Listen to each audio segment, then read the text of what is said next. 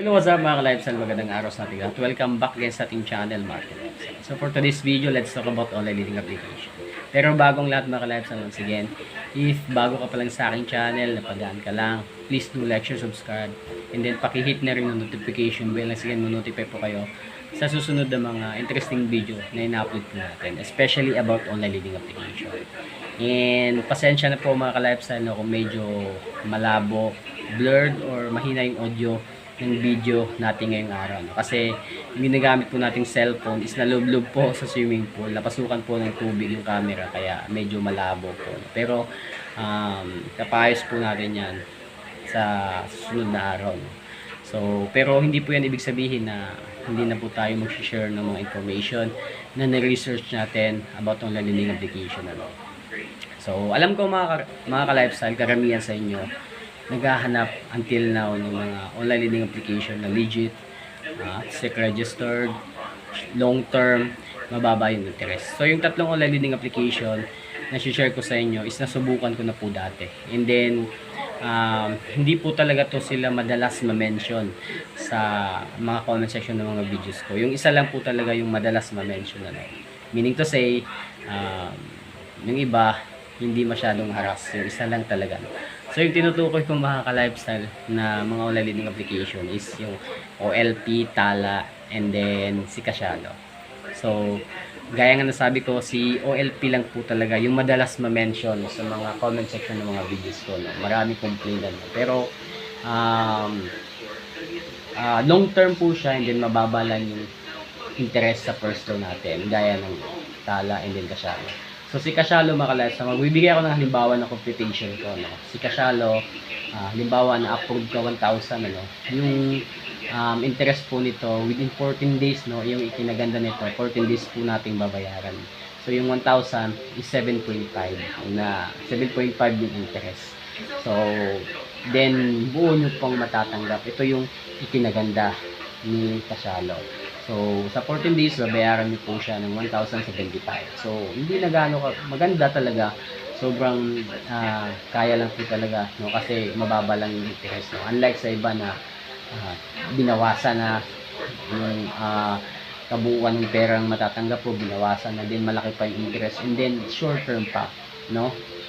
And then, sa pangalawang loan po ni Kasyalo, gaya ng iba mga ka-lifestyle, dito po talaga tayo titirahin, dito tayo peperahan ng mga online learning application.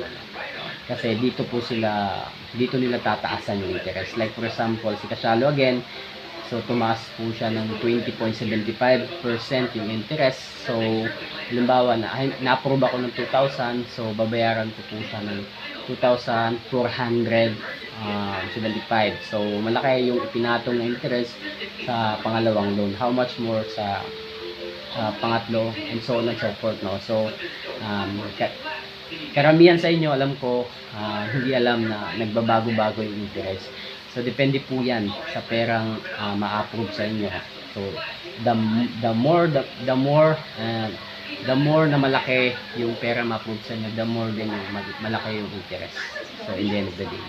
So, again, yung pangalawang loan sa Kasyalo, 1 month lang babayaran. Yun yung kaibahan nito sa ibang mga online leading application. And then, so far, si Kasyalo and din sa Tala, hindi talaga masyadong na-mention, no, sa mga comment section ng videos ko. Kaya naman,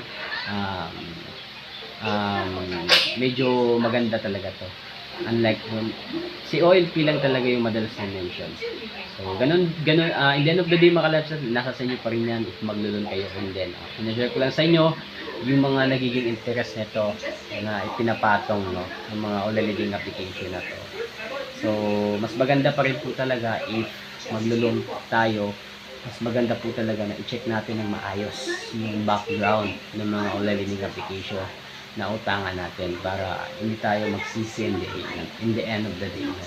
So again, kung maglulun po tayo, piliin po natin yung mga long term, no? And then I know mga ka-lifestyle, marami pa rin mga may problema sa online leading application na hindi nakakabayad until now, ano. Don't worry mga ka-lifestyle, kasi hindi po talaga kayo nag-iisa. Marami po tayo na nagkakaproblema sa online learning application na until now, hindi na nakabalance. Pero, this is not the end of the day mga ka-lifestyle. Pwede nating balikan yan anytime. Gaya nga ng palagi ko sinasabi sa inyo, yung mga account nyo, yung mga balance nyo, remaining balance nyo, hindi yan mawawala. Pwede nyo balikan yan anytime. Kasi, huwag nyo pilitin yung sarili nyo if wala talaga tayo pambayad. Pwede natin balikan yan pero pag meron na talaga tayong sapat na pera. No? Again, mga ka-lifestyle, i-share ko sa inyong online lending application. It's up to you if maglulun kayo o hindi. Share ko lang sa inyo yung mga interest, no? And then kaibahan nito sa ibang online lending application.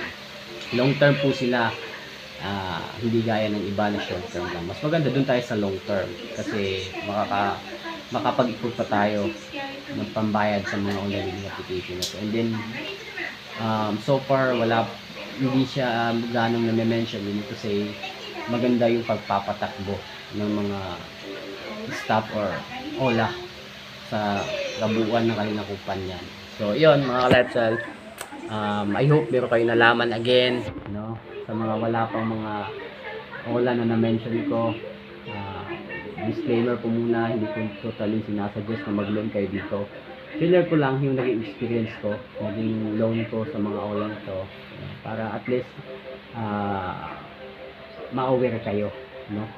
And then, yun, in the end of the day, pag nagka-problema pa rin kayo sa mga OLA na to, mga ka-lifestyle, tatawagan pa rin kayo yan. Posible tawagan pa rin kayo, kukulitin pa rin kayo, especially yung mga contacts nyo. So, yun lang mga lifestyle. Pare-pareho sila, pare-pareho lang mga ugali. So, yun lang mga lifestyle, please.